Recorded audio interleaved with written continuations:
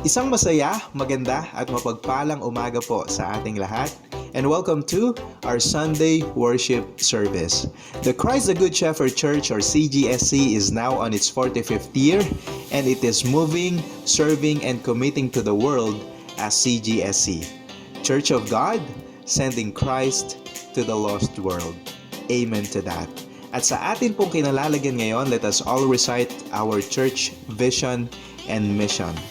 Para po sa atin pong vision, to exalt and glorify God in bringing people under the Lordship of Jesus Christ and move them to become fully devoted followers of His will. And for our mission, reaching, caring, and helping everyone, every family, and every community in Caloocan and beyond for Christ. Amen to that.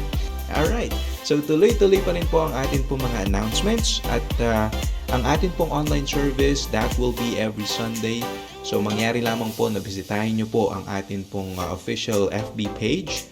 So just search Christ the Good Shepherd Church, and then from there, every Sunday morning ay makikita nyo na po ang video presentation ng atin pong online service, care of our multimedia team. So again, that will be every Sunday morning. And of course, we have our ATF, Against the Flow. So we are inviting everyone, youth and even YA, na makilahok sa atin pong ATF, and that will be every Saturday at around 4 p.m. So mangyari lamang po na inyong kontakin ng atin pong ATF4, care of Kuya TJ, Ate AJ Pasion, and Ate Donna. And you can also get in touch with Kuya Jerwell from Cavite kung gusto nyo pong makijoin sa atin pong ATF. And also, we have our ladies fellowship. That will be every Sunday at around 3 p.m. So kung sino po ang ladies na interesado na makilahok sa kanilang fellowship, ay pwede nyo pong i-message si Ate Baby Igonia. And ang kanilang counterpart ay meron din pong fellowship. So we have our men's fellowship, and that will be every 8 p.m. On Sundays. So if you wanted to join, you can get in touch with Pastor Andy or si Brother Dante for more information. So again, that will be our men's fellowship at around 8 p.m. And also, we have our tithes and offering. So if you have your tithes and offering, you can get in touch with Ate Karen Mendoza. So siya po yung namamahala patungkol po sa bagay na yan. So mangyari lamang po that you can chat, you can message Ate Karen Mendoza. And lastly, we are inviting everyone po to involve yourselves sa mga cell group natin. So you can get in touch with your CG members or CG leaders, and at least once a week you can have your Zoom fellowship for your CGs. So this will be all for our announcements for today, and muli maraming salamat po, and God bless us all, CGSC. To God be the glory.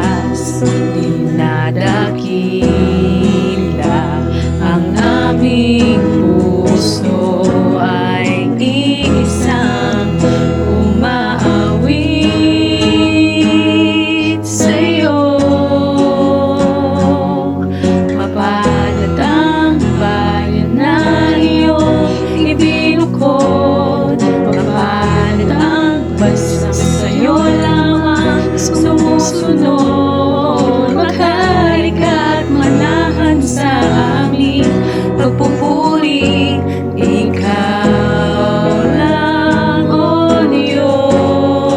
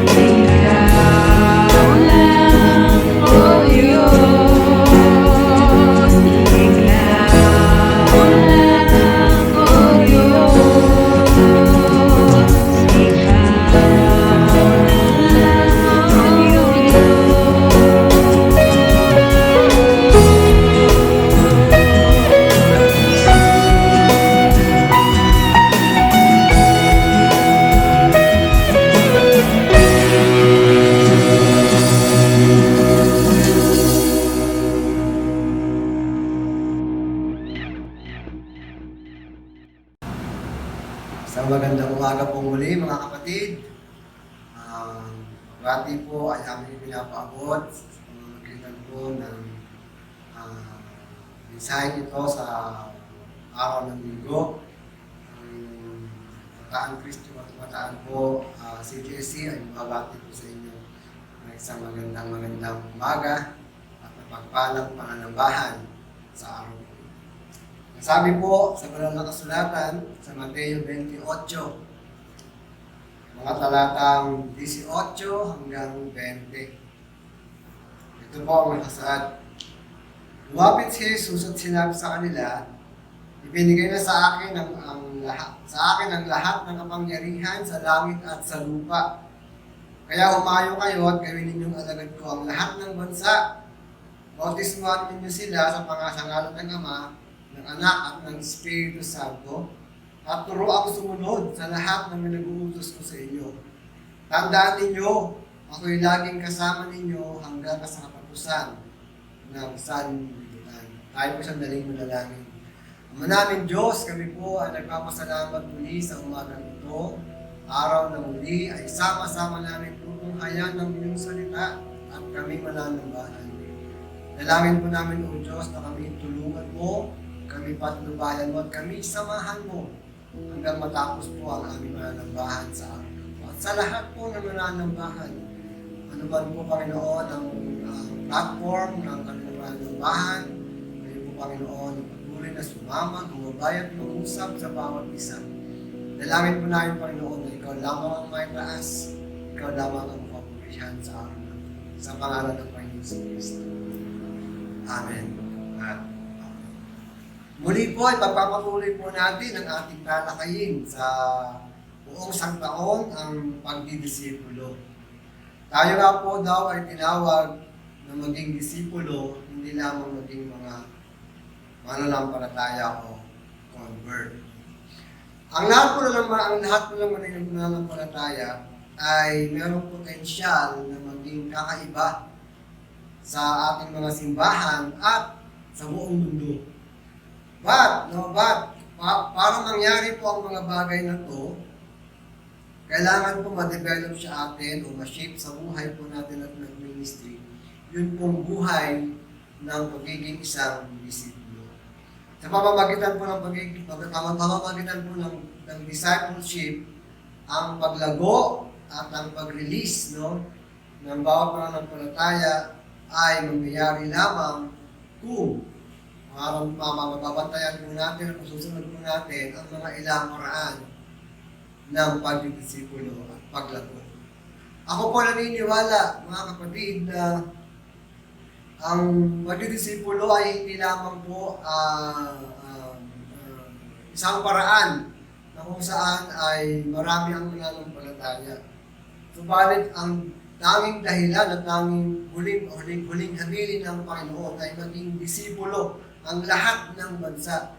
So sa makatuwid po, tayo po talaga ay tinawag ng Panginoon na maging disipulo, hindi po maging isang mananampalataya lamang. Meron po akong apat ibabahagi sa inyo ngayong umaga kung ano po ang nire-release ng pag-disciple natin sa ating mga kamanggagawa o sa ating mga kapatiran sa loob ng simbahan. Unahin ko po sa umagang ito, yung kauna-unahan po, yung discipleship releases personal growth.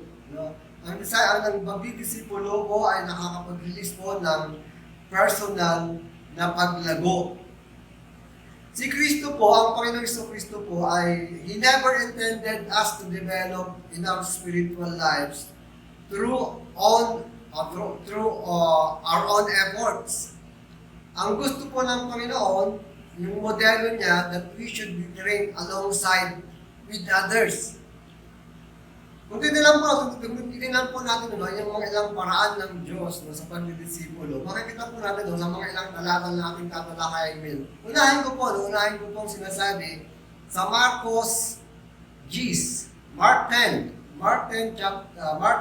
chapter 10, verses 35 to 45. Sabi niyo po dito, lumapit kay Jesus sina Santiago at Juan ng mga anak ni Zebedeo at ang sabi, Guro, hihiling po sana kami sa inyo. May hihilingin po sana kami sa inyo. Ano yon, tanong ni Jesus? Sumugot sila, sana'y makaupo kami katabi ninyo sa inyong harian. Isa sa kanan at isa sa kaliwa.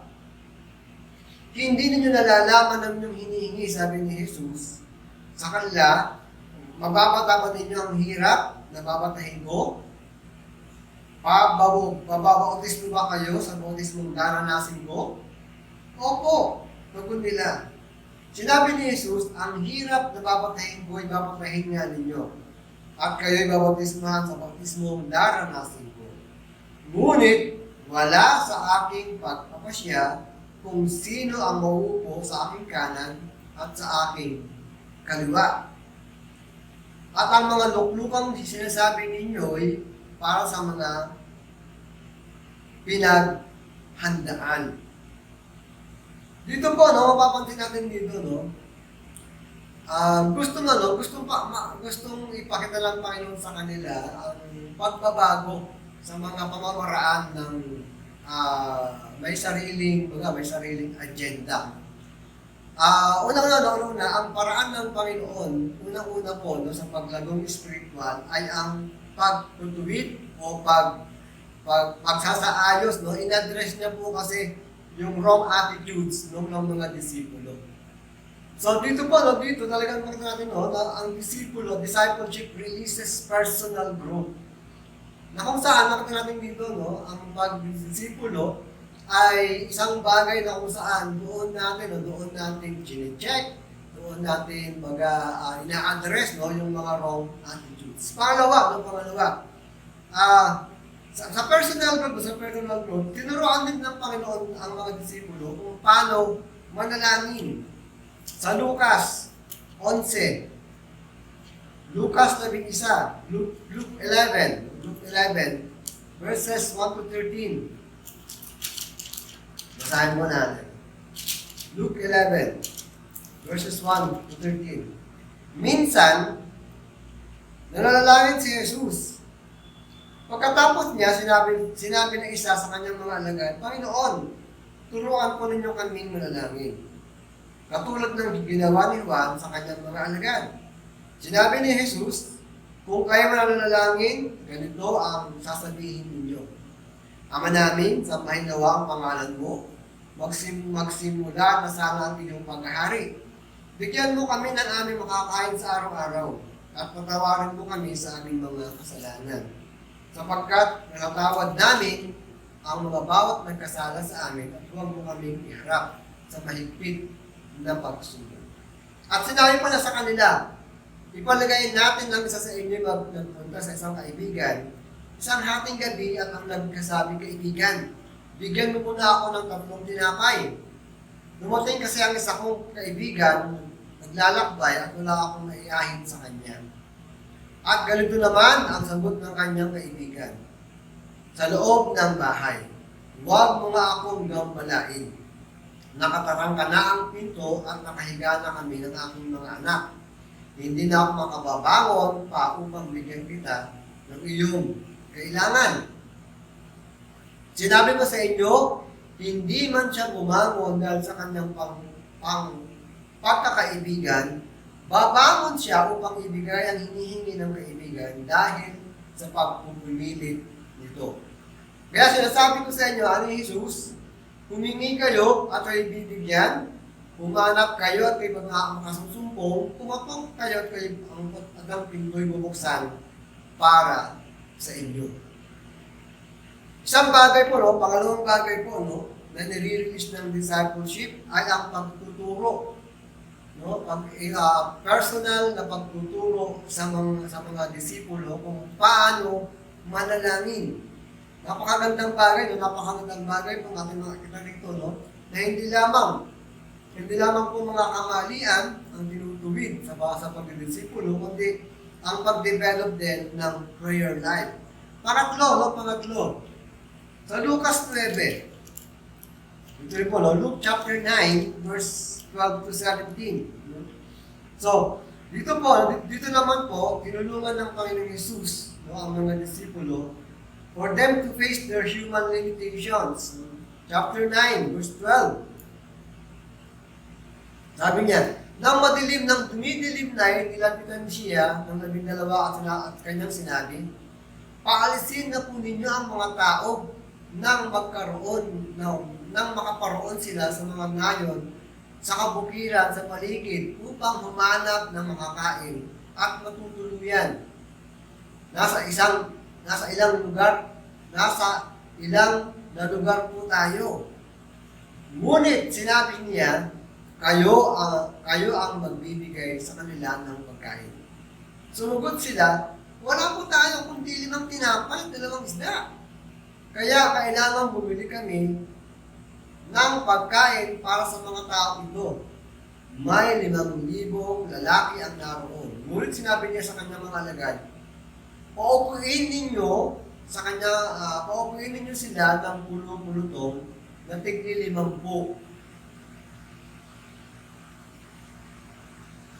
At gayon nga ang ginawa nila, pinagbukas ang lahat. Kinuha ni Jesus ang 5 tinapay at 2 isda, tumingala sa langit at nagpasalamat sa Diyos, pinapiraso niya ang mga ito at binigay sa kanyang mga alagad upang ipamahagi sa mga tao. Nakakain ang lahat at nabusog. Tinipon ng mga alagad ang mabis at nakapuno sila ng 12 kahon. Dito po, alam naman po natin sa mga natin po narinig na mga pag-aaral na ito po yung tala ng pagpapakain ng 5,000 katao.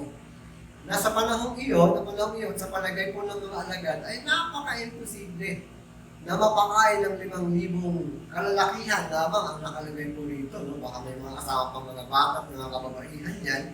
So, umigit kumulang. Yan po ay maaabot siguro ng mga 6,000. Subalit dito, ang nakatuon ng mga disipulo sa limitasyon nila. Ano yun? Yung makita lamang kung ano ang meron sila at hindi nila nakikita kung ano ang meron ng Panginoong Hesus. Kaya naman ang Panginoong Hesus, tinulungan sila doon sa pananaw ng kanilang mga personal na nakakayanan at limitasyon. At sinabi ng Panginoon sa kanila, na sila ang magpapakain. Ibig sabihin noon, ipinapakita ng Panginoon na walang imposible kung ang Diyos ang kikilos, kung ang Diyos ang gagawa. Pang-apat, tinulungan ng Panginoon sa kanyang pagdidisipulo na mag-increase yung faith ng mga disipulo. John chapter 11. Manghayan po natin sa dali, John chapter 11. Ito po sa pagkakataong ito po ay tala ng pagkamatay ni Lazaro at pagkabuhay niya muli dahil siya ay binuhay ng Panginoon. Dito po,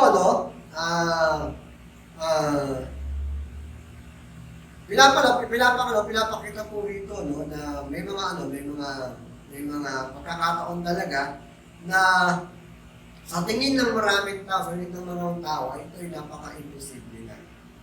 Pero ito po yung tala. Babasahin ko lang po, yung huling talata, Mga huling talata. Verse 12. Chapter 11, verse 12 ng John. Panginoon, kung gayon po ay gagaling siya, tugod ng mga alagad. Ang pagkamatay ni Lazaro, ang tinutukoy ni Jesus, ngunit nakakala ng mga alagad ay ang karaniwang pagtulog ang tinutukoy niya. Dahil dito'y maliwanag na sinabi ni Jesus, patay na si Lazaro. Ngunit dahil sa inyo, ako'y nagagalak na wala ako roon upang kayo'y manalig sa akin. Tayo na, puntahan natin siya. Si Tomas, na tinatawag na kambal, ay nagyaya ng kanyang mga kasama at sumama kayo sa kanya kahit sa kamatayan. So, dito pinapakita hanggang sa huli. So verse 45 kung paano binuhay ng Panginoong Hesus si Lazaro. Dito maraming bagay dito ang maaring maging katanungan natin. Bakit binuhay ng Panginoon si Lazaro? ano ang gustong ipakita ng Panginoon, no, sa kanyang pambuhay, no, kay Lazaro? Siguro po, no, isa sa mga bagay, no, na pwede rin po natin gawin, no, sa ating pong pagdidisipulo upang umunlad at upang mag-increase ang pananampalataya ng mga kapatid ng natin sa Panginoon ay gumawa tayo ng mga bagay na kung saan ay ikamamangha, no, ng kanilang mga pananampalataya. Hindi ko naman sinasabi po na tayo ay bumuhay din ng mga patay. Pero hindi naman po imposible yan kung talagang yan ay gustuhan ng Panginoon. Pero hindi ko sabihin, no, na turuan sila, no, ipakita sa kanila na ang Panginoon ay merong kapangyarihan kahit sa mga limitasyon ng pangkaraniwang tao. Sunod po, no, pang-lima, no? Sa discipleship, ay dito nangyayari po yung encouragement o encouraging spiritual understanding, no? At yung panghuli po, ito po ay nakatalas po sa Mateo 16, no?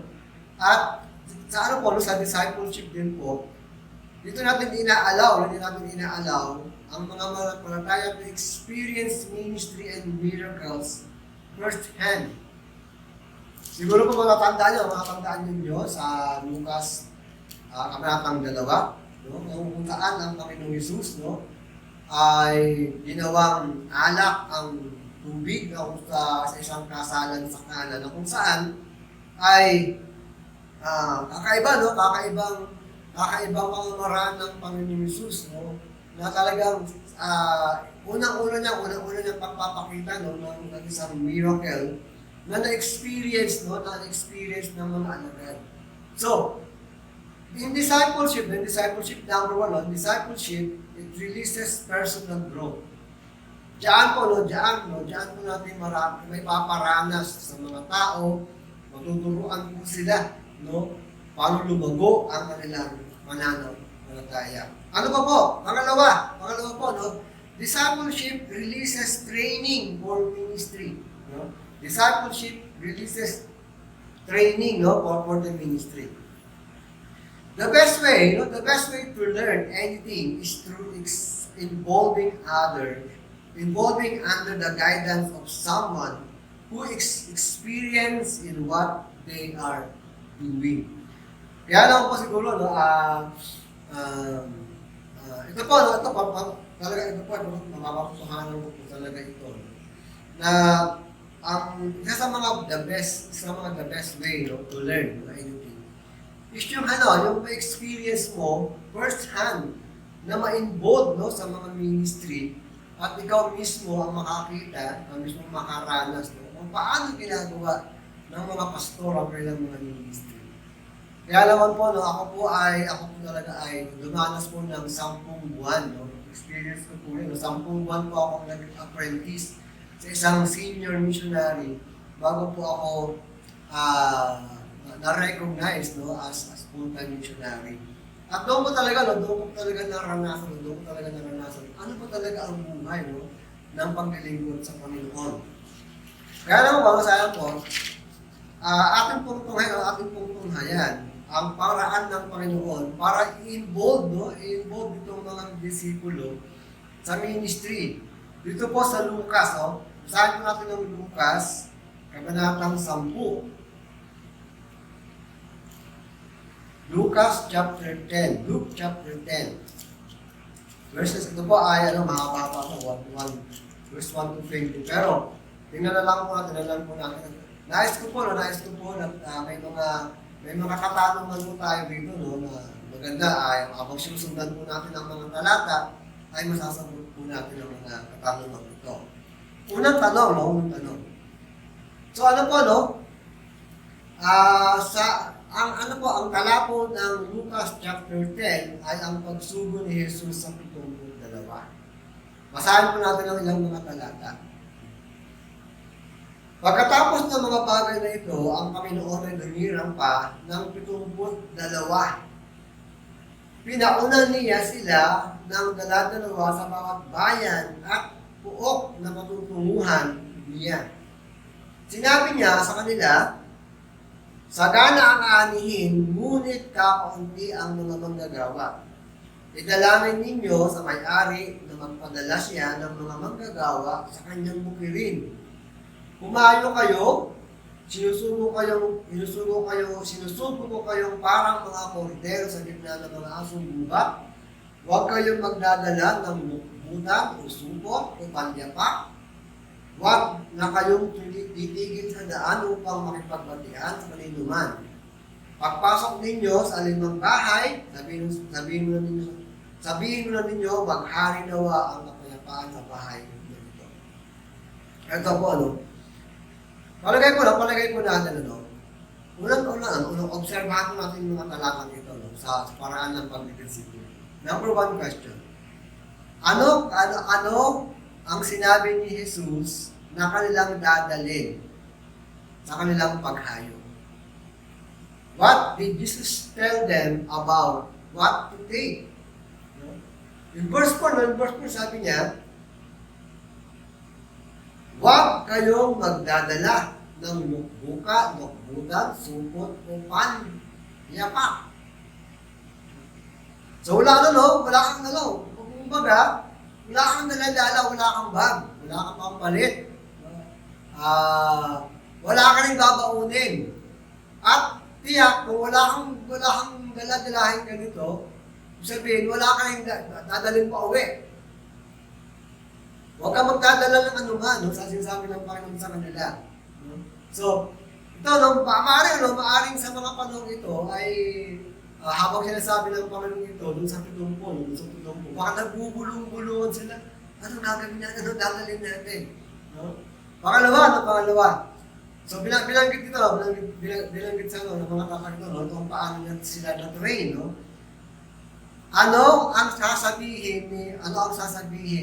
Anong sinabi ni Jesus na sasabihin nila? Verse 5 and verse 9, sabi niya,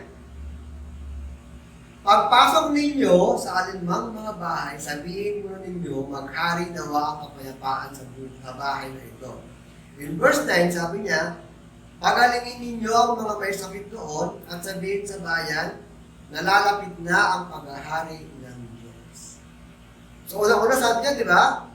Unang bili niya, ano ang hindi dapat nila dalhin. Ano ba ang kailangan lang nilang dalhin. Pangalawa, sinabi niya, ano ang sasabihin ninyo?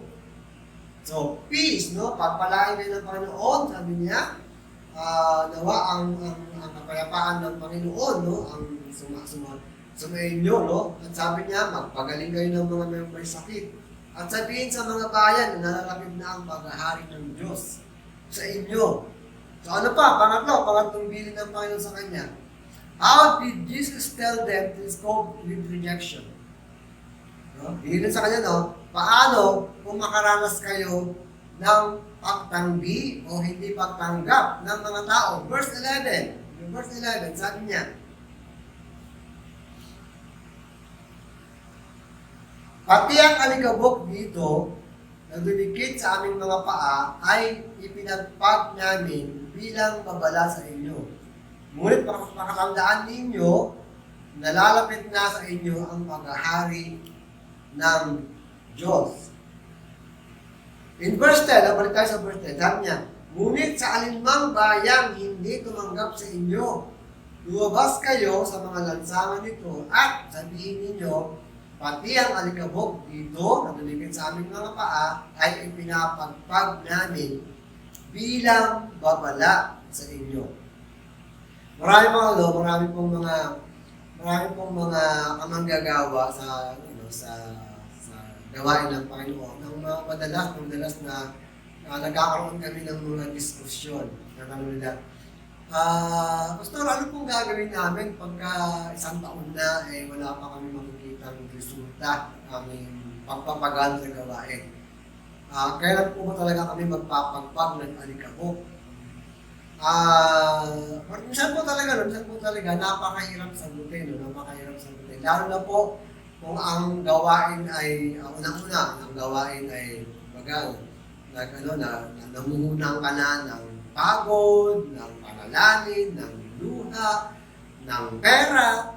Tapos tatanungin nila, ay wala pa rin mga resulta, kailan ko po ba ipapagpag ang naligaw? Kaya madalas po sa mga pag-uupukan ng mga kapastoran, may mga katanungan pong ganyan, may katanungan pong ganyan. Pero, dito kahit ang Panginoon Jesus, may sagot siya dito. No? At pansinin nyo, yung training yung training sa discipleship, paano kung merong rejection? Dito merong sagot, merong sagot po kung merong rejection. Pero ang tanong, kailan? Kailan natin ipapagpag? Ako pa personally po talaga ako hindi ako madaling sumuko. No? Ako naniniwala na may mga paraan kung bakit minsan may mga paraan kung bakit nagpapatuloy po yung gawain. So, unang pagkakataon, merong rejection, pero ako po naniniwala ng Panginoon, nag-iwan din ng mga strategy, no? Upang ang salita ng Panginoon ay matanggap ng mga tao. Panglima po, panglima, no? So, sinabi ng Panginoon sa kanila, ano ang mga expectation niya, no? Ano ang mga expectation ng Panginoon? In verse 17, verse 17, Chapter 10, verse 17. Bumalik na tuwang-tuwa at 22. Panginoon, sabi nila, kahit po ang mga demonyo ay sumusunod kapag inutusan namin sa pangalan ninyo. Sumagot si Jesus, nakita ko ang pagkahulog sa tanas mula sa langit na parang kidlat. Bibigyan ko kayo ng kapangyarihang tumapak sa mga ahas at sa mga alakdan at yumurak sa kapangyarihan ng kaaway. Walang makapipinsala sa inyo. Gayunman, magalak kayo, hindi dahil sa susuko sa inyo ang masamang espiritu, kundi dahil sa nakatala sa langit ang pangalan ninyo. Ano yung in-expect ng Panginoon sa kanila? Magandang resulta. Magandang resulta. Nakabi niya na kahit ang mga demonyo ay sumusunod kapag inutusan namin sa pangalan ng So the Lord Jesus Himself, expect result, when God's name is used properly in His ministry. Mga kapatid, Christ training involves working closely with His followers. Kaya naman po talaga, nire-release talaga ng discipleship yung training. In discipleship, it releases training. Na kung saan ay hindi ito basta-basta nakukuha lamang doon sa room training. Hindi talagang actual. Actual na minsan talaga sinasamahan sila ng Panginoon. Matatandaan niyo po, nung mga nakatalakayan natin, in Ephesians chapter 4, verse 12, sinabi ni Pablo that the role of the leaders is to prepare God's people for works of service so that the body of Christ may be built up. At sinabi rin po sa unang Corinto chapter 12, that Paul speaks of church being like a body, that in every part must work to its full potential. So this can only happen when people are trained to take an opportunity for things in which God has gifted them. Naniniwala po ako na ang bawat isa sa CGSC ay pinagkalooban ng kahit isang kaloob o higit pa. Pangatlo, discipleship. Discipleship releases leaders and workers. Sa loob po ng simbahan, if one person or small group of leaders is responsible for doing the entire work of the ministry, magkakapunta po talaga tayo. Kung iilan-ilan lamang sa mga grupo ng mga individual, ng mga leaders, tagapamuno ng simbahan, ang gumagawa ng napakaraming ministeryo, magkakapunta po.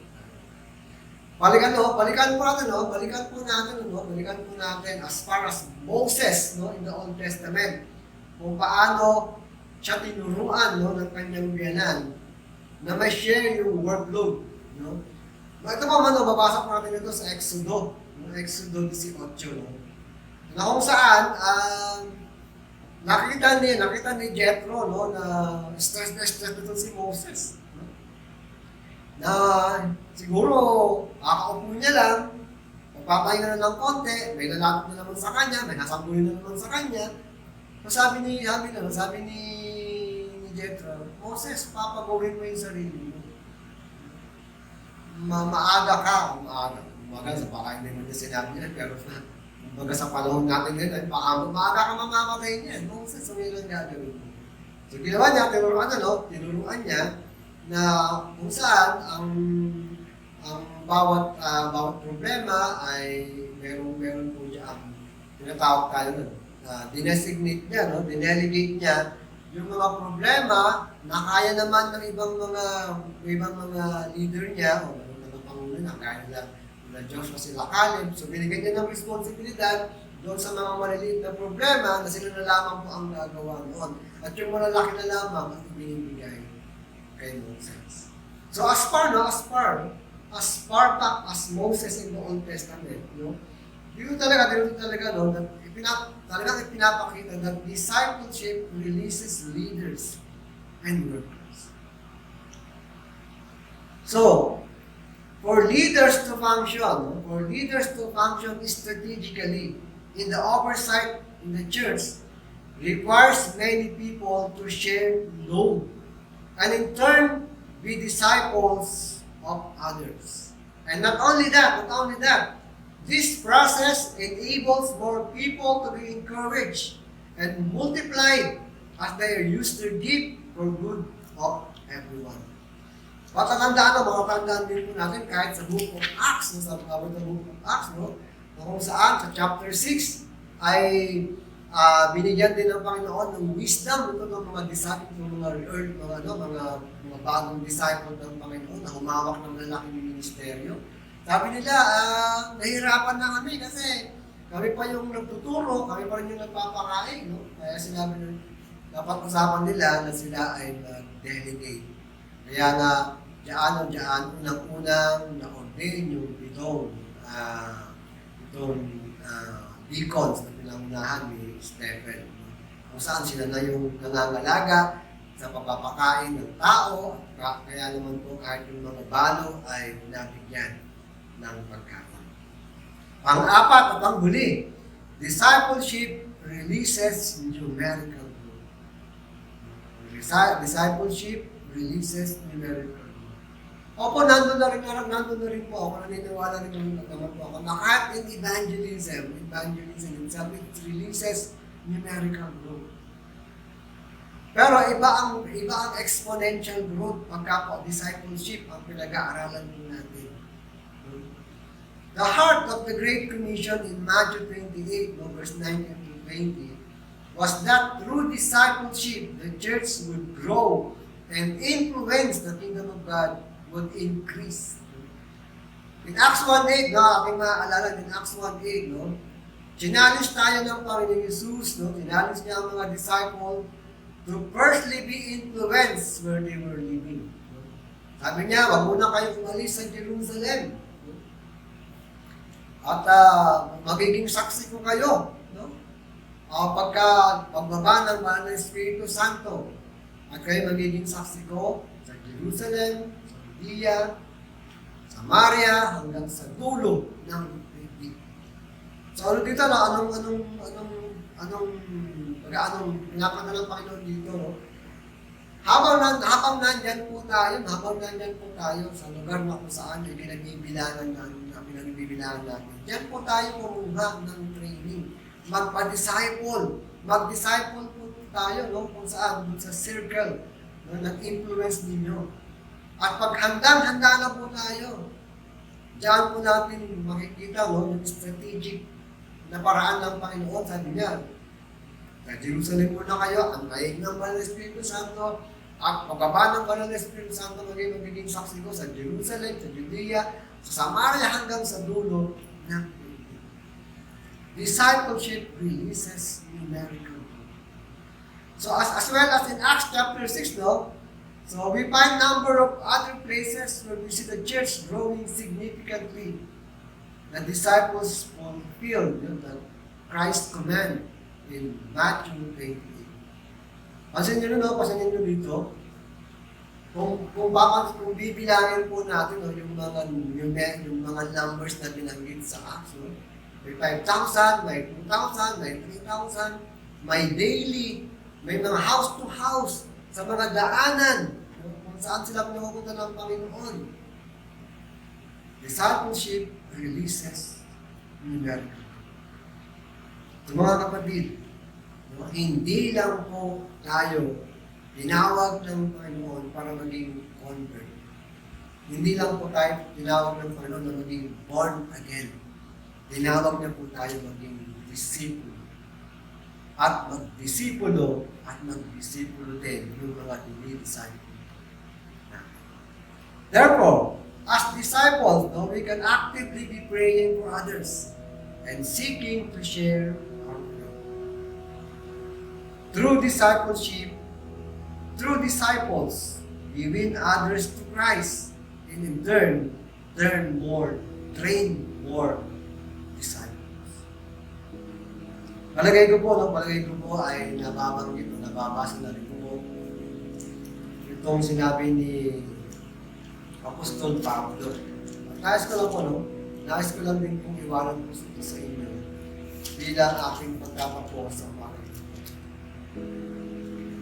Sa ikalawang Timoteo, 2 Timothy chapter 2, verse 2. 2 Timothy chapter 2, verse 2. Sabi niya, ang mga narinig po sa akin sa harapan ng maraming saksi ay ituro mo sa mga taong mapagkakatiwalaang magturo naman sa iba.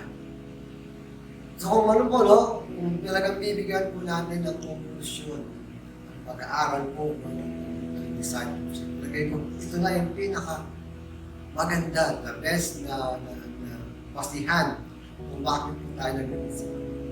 Gusto natin magturo ng iba para yung ibang naman ay makapagturo din sa iba.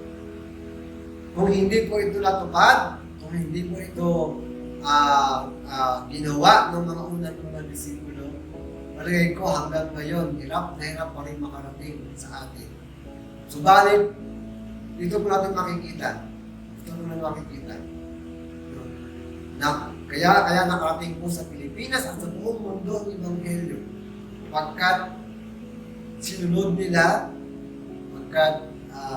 the disciples obey, Yung sinabi ng Panginoon, that whatever and the things you have heard in me, entrust to reliable witnesses. Para sila din po ay magturo at ng mga taong mapagkakatiwalaang magturo.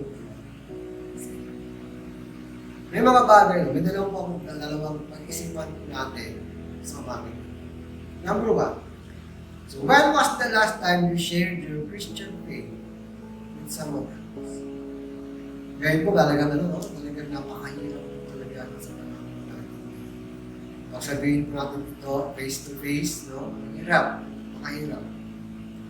Pero pasalamat po tayo sa Panginoon dahil maraming mga platform na ginagamit ng Diyos para makapag-share po tayo ng ating pananampalataya. Pangalawa, what would help you to become more confident to win others to Christ and then help disciples? Mga kapatid, ang Diyos hindi po tumitigil sa pagtulong sa atin, sa paggabay sa atin, upang ang kanyang salita ay lumaganap at patuloy na lumaganap. Nang sa ganon, marating natin, maabot natin ang dulo ng tayo may sama-sama muna. Ama naming Diyos, salamat po sa umagang ito. Kami, Panginoon, ay nagsusumamo sa inyo at pinangahawakan po namin mo, Diyos, ang sinabi ng iyong mga salita na sa aming paghayo, nadala-dala po namin ang iyong pangalan na kahit ang mga demonyo ay susunod sa inyo. upang lumayas sila sa mga pinagpupuntaan nilang buhay ng mga tao. Ama namin Diyos, sa umaga po ito, pinangahawakan pa rin namin na sinabi mo, hindi mo kami iiwan, hindi ko babayaan. Nawa, Panginoon, kahit po sa ministry ng pagdidisiplo, ito rin, Panginoon, ang gawin ninyo sa amin. Huwag niyo kami iiwanan, ninyo rin babayaan ng marami pong mga tao, wala, kaya sumunod sa inyo at magturo din ng mga tao na magkakatiwalaang magturo din naman sa inyo. O Diyos, na makapangyarihan sa lahat, tinataas ka po namin sa aming kalagitnaan. At sa pamamagitan, Panginoon, ng papabasbas mo sa amin sa umagang ito, naway kamtan ng lahat ang iyong pagpapala, ang iyong pagkalinga, ang iyong pagsama, ang iyong proteksyon. Ingatan mo, Panginoon, ang lahat ng miyembro ng CGSC sa Caloocan, sa 13, maging sa Bataan. Lalo na, O Diyos, sa lumalaganap at maraming kaso ngayon ng COVID. Ngayon, ingatan mo kami, ilayo mo, Panginoon, ang mga viruses nito sa iyong mga anak at sa lahat ng mundo. Dinadalangin po namin, Panginoon, nawa, mawala na po ang virus. Muli, sa kapangyarihan ng Diyos Ama at sa pag-ibig ng Panginoong Kristo at sa sama ng Banal Espiritu Santo, nawa ay sumaamin lahat mula ngayon at magpakailanman. Amen. At magandang umaga po at pagpalain po tayo ng Panginoon sa umaga.